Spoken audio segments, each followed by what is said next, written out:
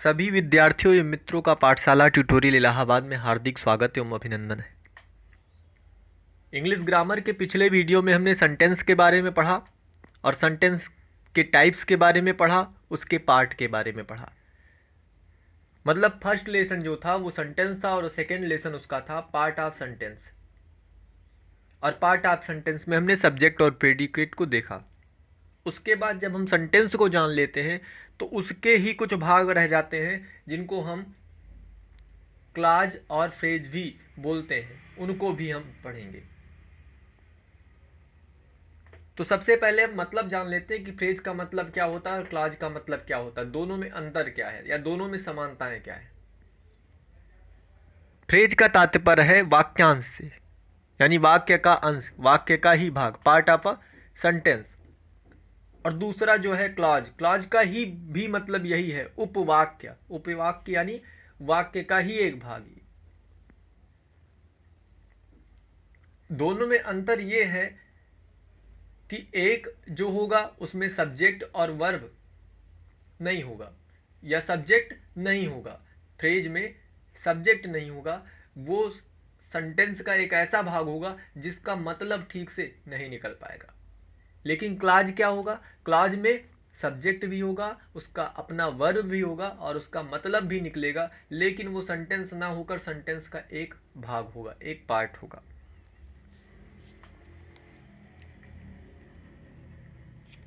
पिछले पार्ट में मैंने एक सेंटेंस बोला था, little Jack Horner sat in the corner. अब अगर हम उसकी बात करें तो इन अ कॉर्नर वर्ड जो था, इन अ कॉर्नर वर्ड फ्रेज होगा। It make sense but not complete sense. ये सेंस तो बता रहा है, इसका सेंस तो अर्थ तो निकल रहा है, लेकिन कंप्लीट सेंस नहीं निकल रहा है, कंप्लीट अर्थ नहीं निकल रहा है। Such a group of word which make sense but not a complete sense is called a phrase. अब शब्दों का ऐसा समूह, शब्दों का ऐसा ग्रुप ऑफ वर्ड्स, अब ऐसा ग्रुप ऑफ वर्ड या ऐसा शब्दों का समूह जिसका अर्थ तो निकलेगा लेकिन पूर्णतः अर्थ नहीं निकलेगा, कंप्लीटली सेंस नहीं निकलेगा, तो वो फ्रेज होगा। जैसे नीचे सेंटेंस दिए गए हैं, in the following sentences the group of word in bold and bold are phrases. यानी जो नीचे सेंटेंस दिए गए हैं और बोल्ड में जो लिखा गया है, यानी थोड़ा सा जो हाईलाइट करके लिखा गया है, वो क्या है, वो फ्रेजेज हैं। जैसे the sun rises in the east. अब ये क्या है, यहाँ तो पूरे का अगर हम बात करें तो सेंटेंस है, इसका अर्थ निकल है, लेकिन हम कहें इन द ईस्ट, ईस्ट में, ईस्ट में क्या, क्या पूछने पर, क्या करके प्रश्न करने पर, व्हाट करके प्रश्न करने पर, क्वेश्चन पूछने पर क्या कुछ जवाब मिलेगा, नहीं मिलेगा। और नहीं मिलेगा मतलब क्या है कि ये फ्रेज है, ये वाक्यांश है, वाक्य नहीं है, सेंटेंस नहीं है, जबकि क्या है, फ्रेज है। Humpty Dumpty set on the wall, on a wall, दीवाल पर, ये क्या है, फ्रेज है, क्योंकि इसका सब्जेक्ट नहीं है। अगर हम पूरे की बात करें तो पूरा सेंटेंस होगा, लेकिन इसका एक छोटा सा भाग ऑन अ वॉल, ये फ्रेज होगा। There came a giant to my door. मेरे दरवाजे पर एक जाइंट, एक दैत्य। जाइंट का मतलब एक ऐसा, हम किसी ऐसे व्यक्ति की भी बात कर सकते हैं जो बहुत विशालकाय हो। जाइंट का मतलब दैत्य या राक्षस से ही नहीं लिया जा सकता, ऐसे व्यक्ति से भी लिया जा सकता है जो बहुत विशालकाय हो। ऐसे करके जो सारे sentences, it was a sunset of great beauty.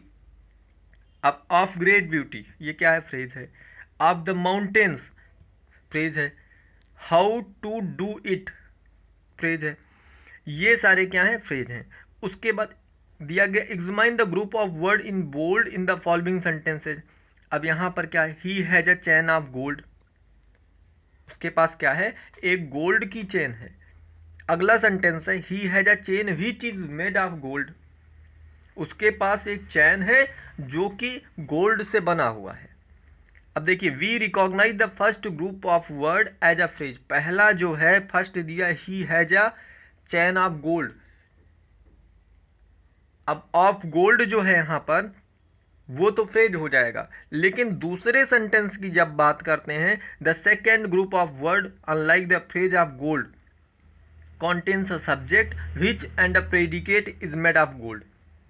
अब देखिए दूसरे वाले में सब्जेक्ट भी है, और अगर सब्जेक्ट होगा तो मैंने आपको बताया कि क्लॉज होगा, यानी उपवाक्य होगा, ना कि वो वाक्यांश होगा। और उसके साथ उसका प्रेडिकेट मेड ऑफ गोल्ड भी है। Such a group of word which form a part of sentence and contains a subject and predicate is called a clause. यानी ऐसे सभी शब्दों के संग्रह, ऐसे सभी ग्रुप जो हैं, ऐसे सभी समूह शब्दों के जिन जो सेंटेंस का पार्ट होंगे लेकिन उनका खुद एक सब्जेक्ट होगा और प्रेडिकेट भी होगा, तो वो क्लॉज होंगे, यानी वो उपवाक्य होंगे। जैसे देखिए यहाँ पे सेंटेंस दिया गया, in the following sentences the group of word in the bold are clauses.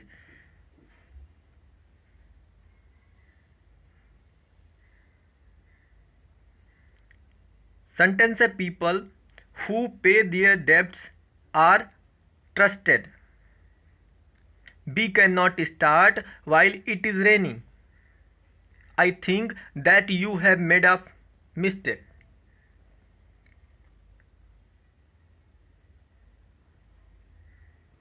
अब देखिए जितने भी सेंटेंस हैं वहाँ पर पीपल यानी लोगों की बात कर रही है।